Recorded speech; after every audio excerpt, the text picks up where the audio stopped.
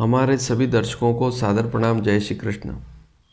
आज हम वैवाहिक समस्या, विवाह में अवरोध उत्पन्न होना, विवाह में देरी होना, विवाह के बाद भी वैवाहिक स्थिति ठीक नहीं रहना, या विवाह होते होते टूट जाना, सगाई होकर टूट जाना, ऐसी स्थितियां, और उसमें विशेषकर बंधिया राशियों की भूमिका। वैसे नया विषय है आपके लिए, बंधिया राशियां, बंधन वाली राशियां कौन कौन सी होती है और इनको कैसे देखें, ज्योतिष में इसको कैसे समझें, उसके बारे में आज बताऊंगा। 3 ऐसी राशियां हैं जो बंधिया राशियां कहलाती है और 3 ऐसी राशियां हैं जो अर्धबंधिया राशियां कहलाती है। तो सबसे पहले तो इन राशियों को आप समझ लेवें। यहाँ पर एक चार्ट देखें। इस चार्ट में मैंने बंधिया राशियां ऊपर लिखी है, मिथुन, सिंह और कन्या।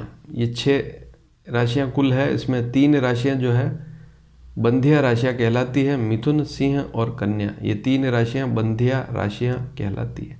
और बाकी 3 राशियां जो नीचे लिखी है, मेष, धनु और मकर, ये अर्धबंधिया राशियां हैं। तो ऊपर जो राशियां लिखी है बंधिया राशियां हैं, नीचे जो राशियां लिखी है अर्धबंधिया राशियां है।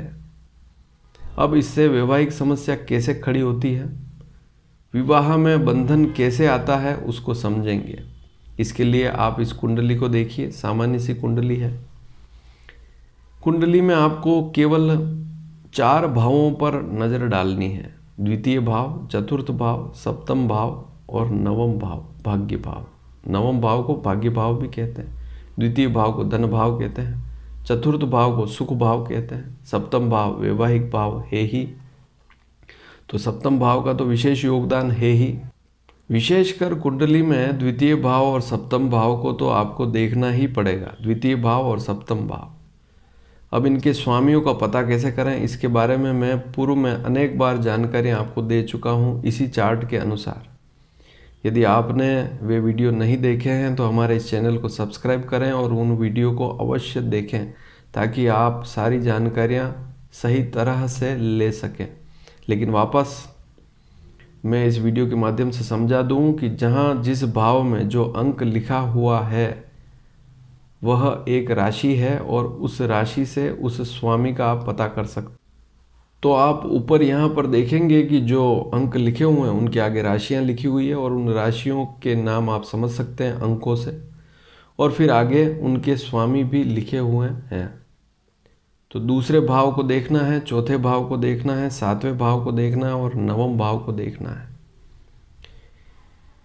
इन भावों के स्वामी, द्वितीय, चतुर्थ, सप्तम और नवम भाव के जो स्वामी हैं, इन भावों के स्वामी यदि बंधिया राशियों पर बैठ जाए, अर्थात 3, 5, 6 कुंडली में इन 4 भावों के स्वामी इन्हीं राशियों पर कहीं बैठे हों, तो छोटी छोटी से लगाकर बड़ी बड़ी वैवाहिक समस्याएं बढ़ जाती है। विवाह में अवरोध उत्पन्न होता है, विघ्न उपस्थित हो जाते हैं।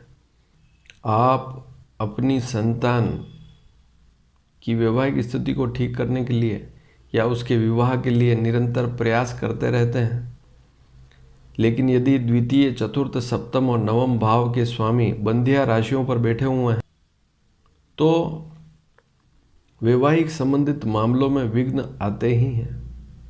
क्योंकि ये जो 3, 5 और 6 मिथुन, सिंह, कन्या राशि है, इन राशियों पर द्वितीय का स्वामी हो, चतुर्थ का स्वामी बैठ जाए या सप्तम का स्वामी बैठ जाए या नवम भाव का जो स्वामी बैठ जाए तो समस्याएं रहती ही है। और ये जो अर्धबंधिया राशियां मैंने आपको बताई है, मेष, धनु और मकर, इन 3 राशियों पर यदि ये 4 भाव के स्वामी बैठे हों, या ऐसा भी हो सकता है कि इन भावों के स्वामी भी ये ही हों और इन्हीं राशियों पर बैठे हों, ऐसी स्थिति भी बन सकती है। तो अर्धबंधिया राशियां जो है उन पर बाधाएं कम आती है, लेकिन आती जरूर है। तो हमारे ज्योतिष शास्त्र में बंधिया राशियों के बारे में भी लिखा है, विशेषकर 3 नंबर मिथुन राशि, 5 नंबर सिंह राशि, 6 नंबर कन्या राशि। इन 3 राशियों पर द्वितीय का स्वामी, द्वितीय भाव का स्वामी और सप्तम भाव का जो स्वामी है, द्वितीय भाव में जो अंक लिखा हुआ है उसका स्वामी इस चार्ट से आप समझ सकते हैं, यहाँ पर जो चार्ट है, और सप्तम भाव में जो राशि लिखी हुई है उसका स्वामी, मान लीजिए सप्तम भाव में 3 का अंक लिखा हुआ है तो सप्तम भाव का स्वामी भी बुध ही हुआ और सप्तम में बंधिया राशि है। ऐसी स्थिति में बुध यदि सप्तम भाव में भी बैठा हो अकेला तब भी समस्या रहती है। मान लीजिए सप्तम भाव में कन्या राशि हो, सप्तम भाव में कन्या राशि है तो सप्तम भाव का स्वामी भी बुध ही हुआ और ऐसी स्थिति में कन्या राशि बंधिया राशि कहलाएगी। तो सप्तम का स्वामी सप्तम में ही बैठा हुआ है तब भी समस्या रहती है, क्योंकि बुध कन्या राशि का स्वामी है लेकिन कन्या बंधिया राशि है। इसी प्रकार से सप्तम भाव में मान लीजिए सिंह राशि है, 5 नंबर लिखा हुआ है, स्वामी भी वहाँ का सूर्य ही है और सप्तम में ही सूर्य बैठा हुआ है, तब भी वैवाहिक समस्या रहती है क्योंकि वह बंधिया राशि है।